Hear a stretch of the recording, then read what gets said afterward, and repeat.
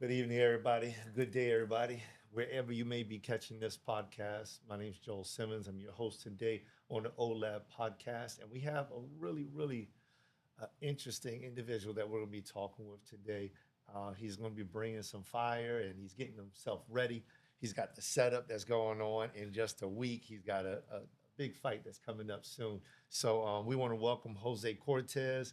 He is the Colombian born professional boxer, MMA fighter, trainer, and coach who built a combat sports career across two countries, completed professionally for over a decade in boxing, and then turned his fighter identity, the Colombian Necktie, into a personal brand rooted in survival, discipline, and resilience. Welcome to the stage, Thank you. Thank you for Jose. having me. Yeah, man. How you doing? I'm doing well, man. Just happy to be here with you guys and ready to share some stuff with you. Yeah, man. I'm glad to have you here. And like we were talking behind stage, and you just come across as a real person, Yeah. just like a real individual. Yeah. Like the conversation that you and I have been having ever since, like this is my first time really meeting you. Hmm. We touched base a little bit Yeah. online, but this first time face to face, Yeah. and it was really more like just meeting a brother that I hadn't seen in a long time. Yes, definitely. I appreciate that, man. You definitely figured me out. That's I'm a really easygoing and I'm just it real as real as it gets. Yeah. I like that. I like that, man. I really appreciate it. Your demeanor and just the way that you carry yourself. And it seems like, I mean, so, I'm a discerner of certain things. Like Mhm. I generally pick out an individual within 3 to 10 seconds if that person is worth talking with or not. And I mean, like, number one, you're absolutely worth talking with. I don't mean that as a judgment, Yeah. but I'm just saying that the way you come across, man, Mhm. is like a person that people would want to know for a lifetime. Yeah, definitely, definitely. I appreciate that. I Yeah. appreciate you saying that, and yeah, I think I'm just glad to be nice to everybody. I mean, I was born and raised that way, and I really don't have any enemies or anything like that. So I'm all good vibes, man. Good energy for everything. I put my all on a friendship, on everything that I do. I put my 100%. So I always come across like that. So I it's a love it. great thing. Yeah, yeah. I love it that you're confident in it too. Yeah.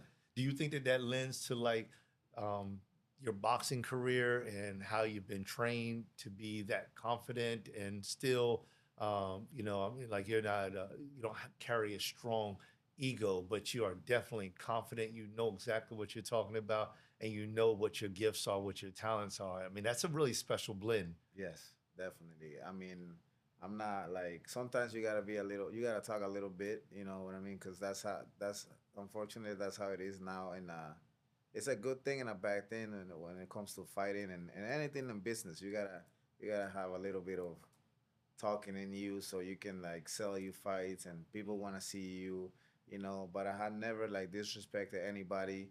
And when I'm about to fight them, I will post like some stuff, but it's all about me and maybe about the fight coming up or something like that, or any event that I have. It doesn't have to be a fight, but I never disrespect nobody. I want everybody to always come in with good energy and all that good stuff.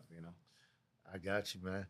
I know that you have a fight coming up with Yeah. Patrick Pierre Yeah. at the Seminole Hard Rock, and I definitely want to be able to touch base on that in Mhm. a little bit. But while we got you here in the room, man, I want to know more about like where you came from. Like, tell us a little bit more because you came from Colombia Yeah. and you're all the way over here in the U.S. back in like the 2000, Yes. and so that's 26 years that you've been here.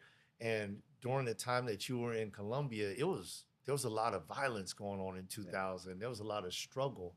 Yeah. Um, so like just tell us a little bit more about who that person was or is, back in 1999, back in 2000. Well, yeah. So I grew up with my dad mostly because my mom passed away when I was 8 years old. So I grew up, Sorry to hear that. yeah, it's life. She had cancer, so but I remember everything about her. So I basically grew up with my dad. My dad was always working too, so I kind of like I also grew up with my siblings, with my older brother, my older cousins and stuff like that, and aunts and like my grandma too. So, I was just a regular kid. I love soccer. That was my dream to play soccer, as when I was growing up, and I actually made it to the pro team. And then we ended up moving here because, like you say, it was really violent. There was like a lot of you know narco stuff going on, and a lot of violence. It was like political, and then we also have the all the cartels and all that stuff. So, and a lot of stuff going on, and it was really dangerous back then. So it wasn't a good place to be at that moment. But I'm glad that nothing happened to us. They did try to do something to my dad. So that's when my dad one day he came and grabbed me out of school. He said, "We're gonna go get a visa." I never had a visa or never was planning to come in here. So um, he took me out of my classroom. We went to Bogota, to the capital, and he already had a visa because he had a nice position over there. He was well off, and he had a nice. He was an engineer, so he had a nice job and everything. So uh, they gave me a visa for 6 months, and he we flew back to Cali, where I'm from, and then he told me pack a bag and we're going to the United States tomorrow. And I'm like, what? Like Oh, it was just like from one day to another. He didn't explain anything that happened, but I kind of was seeing that something was going on. And then when we got here to Miami, well, I barely say hi to my brother and like the closest ones that were around. I didn't get to say bye to everybody, so I just came here. I was like 16, 17, and then I came to Miami to a friend's house, and then my dad he requested a political asylum, like a refugee type of thing. So they had granted it because he had proof that, and that's when I saw everything that happened. Like they attacked him with a bomb in his car and everything. So what? yeah, so I was like, oh wow, I didn't know this was going on, but now I know. Yo, that's So crazy. yeah, so then that's how I came here, and then here I mean, it was like I say from one day to another, so a different country.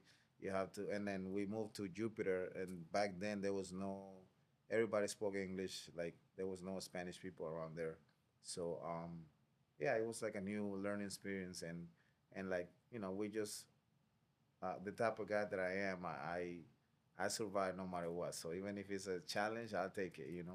So that was challenging to move from one day to another. No notice. You know what I mean? No And that's noise. that's how I sometimes like I even in fights they tell me you want to fight tomorrow whatever I say yeah I just take it I just take the challenges all the time. That's who I am. Whew, man. There's. I almost felt like I got to pause on that. That was a lot. Yeah. I mean, you condensed a lifespan of challenges and experiences um, in just a short phrase. Yeah. I mean, when you said that, that's when you saw the evidence of like the bomb, Yeah. the his his vehicle. Yeah, he had a Silverado, a pickup truck, and he had a driver, and then there was like a big protest going on, and they saw him, and then they threw something on the back of the pickup, and then well, it was meant to be in the inside of the where he was driving, and he was riding, and then he landed on he hit the back mirror, and he went inside the bed of the pickup truck, Flatbed. and then he flipped. But I Wow. saw everything, like I saw the pictures and everything after. I never knew that was going on. He was okay, but like I said, the next day he said, "Hey, let's go. We're gonna get you a visa." And then it was thanks to my grandma because my grandma said, "Hey, you gotta take him because, he doesn't have a mom. He's got everybody else here. Just there, everybody's just working and trying to do something for their lives. They're still young. Like my older brother was in the military, and everybody was just going to school and stuff like that. So I couldn't be by myself." And he said, "Yeah, definitely." So he took me, like I said, to get a visa, and then that's how we got to here. Wow. Wow. Wow, man. That's crazy. I mean, number one, I'm glad your dad survived that. Yeah, I mean, you're talking about a movie. yeah. When's the book coming out? Yeah. I could write a book. I mean, I had quite a life experiences so far, and I still probably can still have a lot more to write on that book. Yeah. Yeah. Yeah. Well, I'm glad that you made it. Is your dad still with us? Yeah, yeah. My dad, he lives in Lake Worth, Green Acres area. Yeah. He's a really nice guy. He's retired. You know, he's you know, I mean, I love everything that he did for my family. You know, Yeah. so Yeah. Happy Father's Day, right? thank you. I Happy appreciate Father's it. Day. Yeah, Happy appreciate it. Father's Day. Thank you. Do you have children? Yeah, too. Two children. How Yeah, old are they? 16 and 3. 16 and 3. Yeah, Oh man. What happened? 16 and 3? That's yeah, 13 years. yeah. I mean, it's life. You know, It is that's life. what happened. You It know, is life. Yeah. I live it like that. You know, but I'm glad everybody's happy. You know, there's no issues, no, Yeah. nothing like that. You know, so Yeah. I'm glad that everything is working well, and everybody's happy. Everybody's is with no issues at all. So Yeah. Yeah. I have a 27-year-old, a 21-year-old, and a 15-year-old. So yeah, I'm the same way, man. It was no, like there was a long distance between number one and number three, yeah, but but it's you know, blessings. You it's know, blessings. it's blessings, and like I said, you gotta take on everything, right? You can't just say, "Oh, this happened to me." Why this? No, you just gotta take it and live life, and enjoy it, and take care of them as much as you can, and that's how it is. Yeah. That's an interesting mindset. Like just being able to take life as it is, whatever life gives you, and then Exactly. just to make that happen. Now, over here, and you know this, in America, there's a we're faced so often with helping people to like get that mindset, right? So many people they see trouble, a problem, a situation, and the first thing they do is retreat, go to the corner, you know what, and then they just hide themselves. But from your statements and from what I'm hearing about, like, is there a fight? You want to fight tomorrow? Okay, we'll fight tomorrow. Okay, we're pack your bags. We're flying to America. Okay, we're gonna be there tomorrow. Yeah, It's like everything, you kind of like learn from the age of 8 yeah. that it's like this is what I'm dealt, this is what I'm going to do with it. Um, how did you cultivate that to not just be this situation happened to me at the age of 8, but this is now going to be the way that I live my life? Yeah, I mean, I just figure out that we only, and you hear that before, we only have one life, and we just gotta make the best of it. No matter what life throws at you, um, you gotta just keep moving forward. You know, um, it's interesting because kind of like fighting, I related to life because sometimes you lose, sometimes you have bad nights, sometimes you get punched, sometimes you don't. Sometimes you got great nights, and that's how life is. Sometimes you have great moments in life. Sometimes you have bad moments. But guess what? You just gotta keep going. And when you're fighting, like let's say if I'm starting fight starts and I get punched first or whatever, you just gotta keep going. Your mind is telling you, oh man, this it hurts. Like you don't want to be here. You know what I mean? Because you're getting hurt. You have a black eye. Your eye is starting to get swollen. So it's like you're gonna keep going or you're gonna just give up. But you just gotta keep going, and that's how it is. So my style of fighting is like that too. I just move forward. If I get punched, I get punched, and that's it. And that's how life is. I just move forward on everything in life Hmm. until I had to stop. But until then, I'm just gonna keep moving forward. Yeah, that's fire, man. I was watching some of your video, right, and just seeing some of your training and everything else. And I did notice that Yeah. while you were training that and you're a southpaw, right? Is that I correct? switch. You I switch, you're switch styles. orthodox. Yeah, I'm right-handed, but I switch because you have to use everything. All you or use you gotta Love it. use all your tools. Yeah, So you gotta make it happen. You gotta win. That's yeah, it. yeah. That's good. So that gives me another question, but Mm. I just noticed that you were always like pursuing. Mhm. Is that normally your fighting style? Yeah, I always come forward.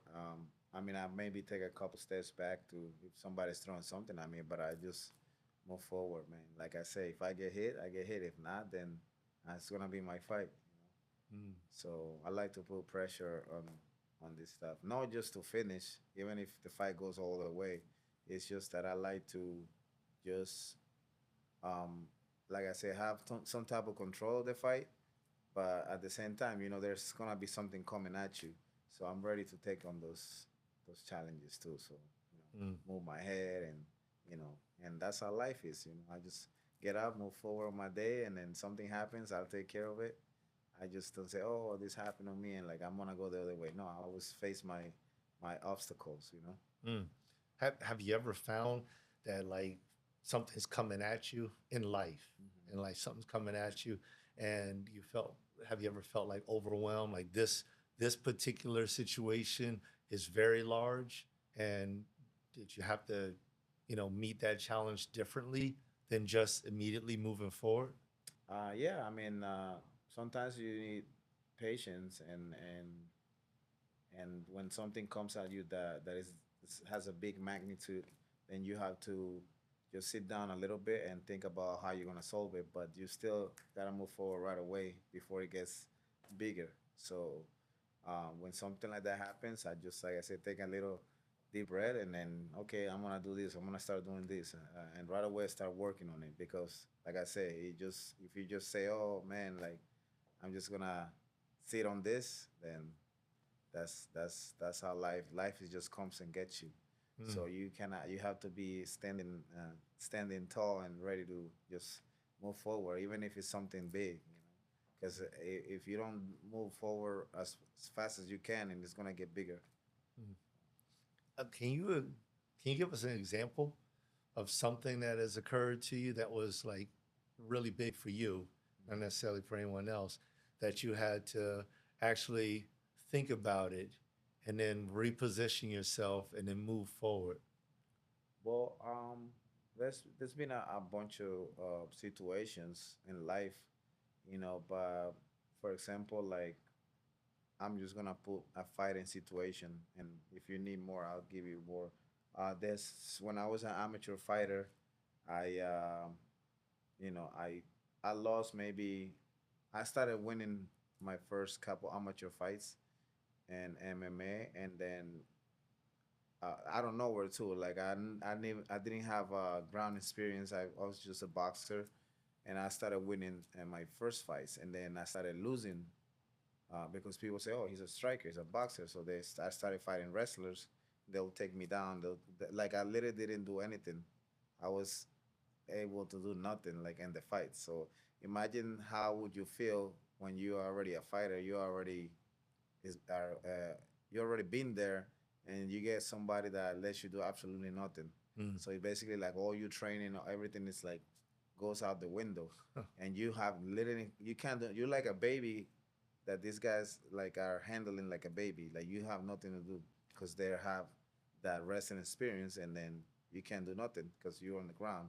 Your back is in the floor. So I started losing, uh, one, two. I think I fought. I There was one time I lost like maybe four or five in the row, and the amateurs, and I just kept, and I used to get like frustrated, like sometimes, like man, like well, these people don't wanna stand in box or whatever. But again, you have to think about life. Like you have to find the other person's finding a way to win, you know. So that's what I need to do. Find out a way to win. Not complain about, oh, this guy don't want to box with me, So that's what I did. I just made that adjustments that I had to find a way to win, and my way to win is to keep it standing. So I started training more on like protecting the takedown, and if I get my back in the ground, what to do to get it back up or stuff like that. And that was a big adjustment. It was big for me because, like I say, I was training all the time. I was training, and go in the fight and not do anything. So Mm. it's like I look like, man, this guy. Why is this guy in there? Like he doesn't know how to do anything. Because I was always my hand was my back was on the ground. So that was a big thing for me. Most people would have broke and be like, man, this is not for me. You know, because that doesn't mean if you learn some stuff, they're still not gonna take you down. They're still gonna take you down at some point, even if you know the ground, even if you know how to protect the takedown.